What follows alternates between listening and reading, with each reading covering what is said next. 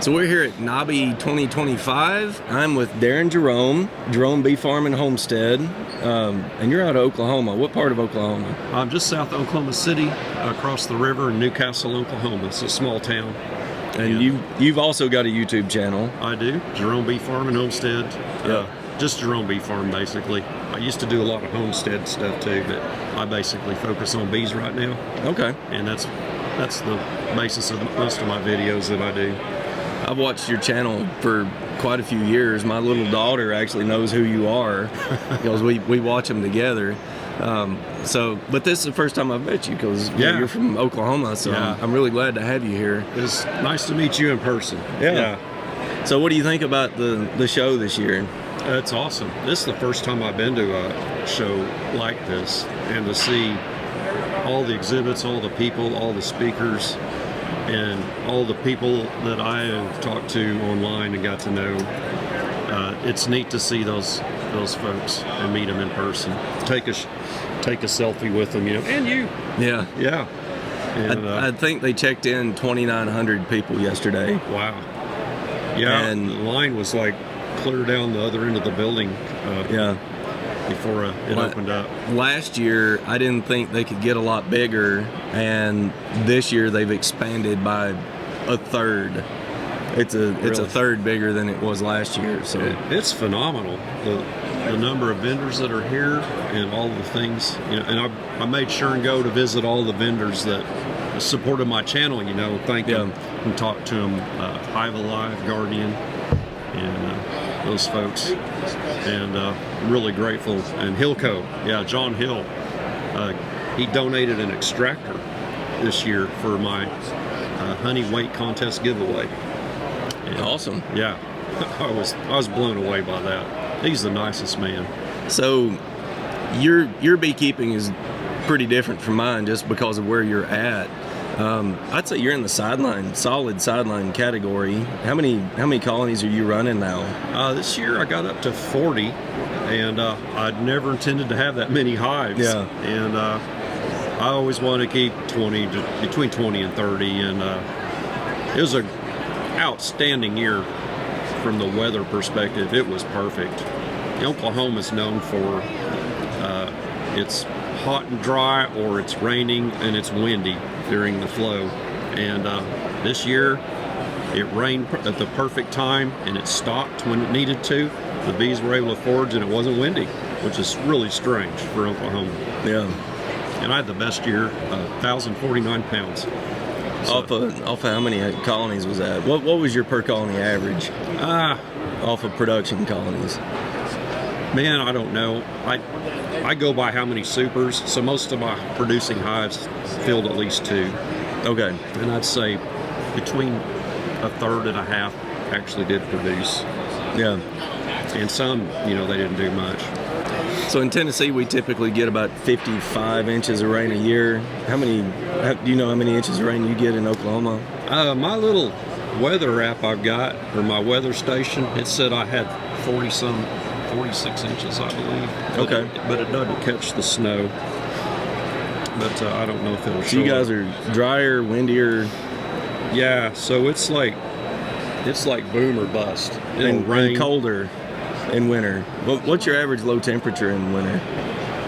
It really doesn't get that cold, but then we'll have a northerly come through, like's coming through this weekend. Yeah. And 3 years ago, it was like 16 below for a while, and it was below 0 for 3 days. Yeah. And that's odd. But yeah, in January, we'll have 60-degree days. And which, it's nice to be warm, but the bees will be flying a lot and using up their stores. and I've had that happen the year before last. It rained like right when the nectar flow was kicking in. I watched like when the red buds bloom. Mm-hmm. That's when I super up. And I wound up feeding because I had hives with piles of dead bees in the bottom that were starving to death. Yeah. When the flow should be like full strength. I'd never seen that before. So what is most of your honey coming from? Is it prairie flowers or trees? It's wildflowers, privet, clover, So you're far enough south that you get a privet flow. Yeah, honey Okay. locust. Oh yeah, I have a lot of privet, wild privet growing on my 10 acres that I have, and I'm sure it's all around there. Honey locust bloom around in there as well. But yeah, it's just a mix of everything. 3 miles to the north of me, or about 2.25 miles north of me, is an alfalfa field. Yeah. But I don't know if they make it that far or not, if they have enough right where they're at. So I don't know. I think I heard a study done where they dropped bees in a desert, and there was a blooming alfalfa field like 6 or 7 miles away, and they did find it, but it's because they had to find it. That's all there was. There was nothing else. So I don't think they typically go that far unless they just absolutely have to. Yeah. So you're pretty comfortable. You've got a stable operation year over year.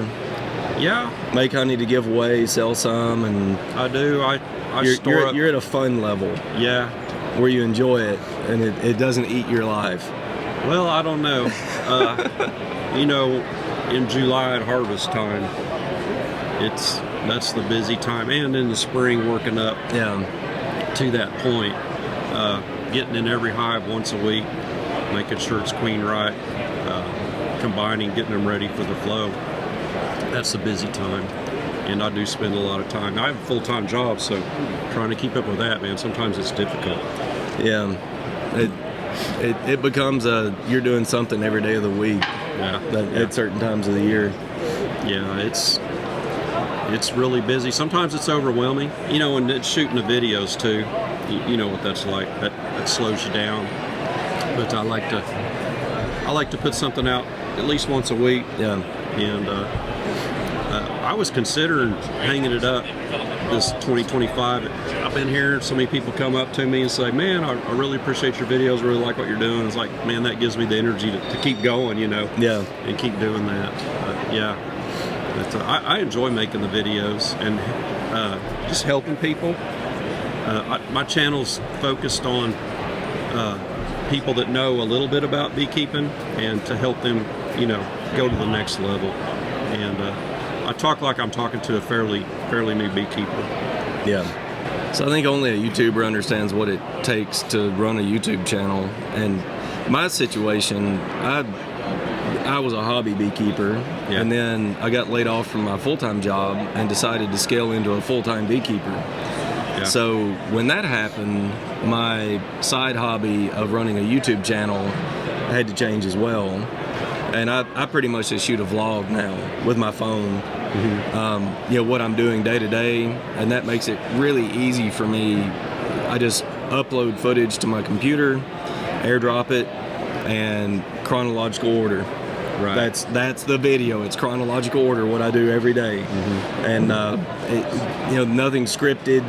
Right. It's just thoughts, train of thought, whatever I'm doing at a certain time. And I feel like that's the only way I'm able to keep up with it. And I know how to set up cameras, and you know, I've got a multicam setup here. Yeah, that's but a nice setup. On a day-to-day, I don't do this because it just takes so much extra effort. I don't have the time for it. Right. And I think I would burn out on it really bad. Yeah. Like I get burnt out about October every year on bees and shooting videos and everything, and kind of scale back and take a break for the winter. And then this time of year, I start getting excited about all of it again. Yeah. So, and being here really does help. There's so much energy in the building. Everybody's excited to be here. And like you were talking about, viewers coming up to you and thanking you. That's the reason I stick with it. Yeah. I've made a lot of friends through doing this. So gives me a lot of energy. It's really rewarding. Yeah, I can see a lot of people just look at me and they recognize me, but they don't come say anything. Yeah.